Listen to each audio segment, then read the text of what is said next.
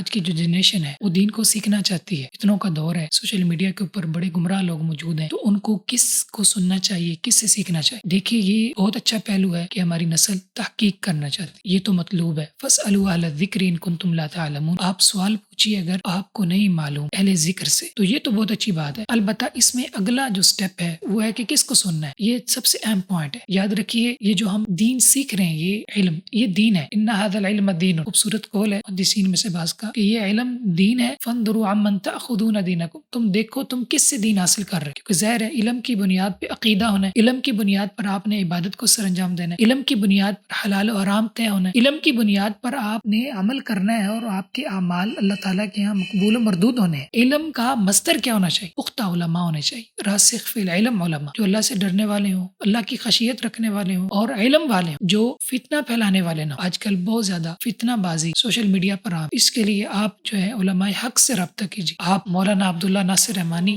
حافظ اللہ، بہت بڑے عقیدے کے علماء، آپ ان کو سنیں۔ حافظ شریف صاحب حافظ اللہ کو آپ سنیں، مولانا حافظ مسعود عالم حافظ اللہ کو سنیں، بہت اچھے عالم۔ اسی طرح ثناء اللہ زاہدی صاحب ہیں، ان کو سنیں۔ آپ قاری صہیب صاحب کو سنیں، جو بڑے ہی علم والے اور خشیت والے علماء ہیں، تو جو کتاب و سنت پر قائم ہے، سنت ان کا امتیاز ہے، حدیث ان کا امتیاز ہے، جو قرآن سے سنت سے محبت کرتے ہیں، صحابہ سے محبت کرتے ہیں، جو حدیث کا دفاع کرتے ہیں، صحیح حدیث کا اہتمام کرتے ہیں، جو اپنے عقیدے اور عمل کی بنیاد صحابہ کرام کے منہج پہ رکھتے ہیں، آپ ان کو فالو کریں۔ جو دین کی تشریح صحابہ کرام سے لیتے ہیں، حدیث کی صحت و ضعف محدثین سے لیتے ہیں، جو سند کے ساتھ بات کرتے ہیں، جو دلیل کے ساتھ پیروی کرتے ہیں، آپ ان سے رابطہ کریں۔ آپ ان کی کتب جو ہیں لوگوں کو، نوجوانوں کو مہیا کریں، ان علماء کے پاس آپ ان کو لے جائیں، ان کے جو ان کی جو ویڈیوز ہیں ان کو آپ ان کو سنوائیں، تو یہ ایک اچھا طریقہ ہے انشاءاللہ۔ تو علم کی جو بنیاد ہے وہ عالم ہے، تو جس قدر راسخ فی علم علماء سے ہماری نسل جڑے گی، ان کے شبہات بھی ختم ہوں گے۔ دیکھیے ہمارے معاشرے کے اندر یہ جو بیٹھے ہوئے ہیں اسکالر، یہ بچوں کے ذہن میں طرح طرح کے شبہات ڈال رہے ہیں، اللہ تعالیٰ کے بارے میں، دین کے بارے میں، حدیث کے بارے میں، صحابہ کے بارے میں، اور جو فتنوں کی احادیث ہیں ان کی من مرضی کی یہ تشریحات کر رہے ہیں، جبکہ اس کے پاس ان کی کوئی دلیل نہیں ہوتی، بس محض ان کا قیاس ہوتا ہے، ان کی عقل اور ان کا فلسفہ ہوتا ہے۔ جبکہ علم کے اندر جو ماہر ہوتے ہیں وہ علماء ہیں، علم کی جو صحیح بوجھ رکھنے والے ہیں وہ علماء ہوتے ہیں، جو علم میں مضبوط ہوتے ہیں۔ تو ہماری نوجوان نسل جب علماء سے جڑے گی تو علماء ان کے شبہات دور کریں، جن کے اپنے ذہن کلیئر نہیں ہے وہ نوجوانوں کے شبہات کو کیسے کلیئر کریں؟ اس لیے راسخ علماء کی طرف نوجوانوں کو مبذول کروانا چاہیے، ان کی توجہ مبذول کروانی چاہیے۔ اللہ تعالیٰ ہمیں عمل کی توفیق عطا فرمائے۔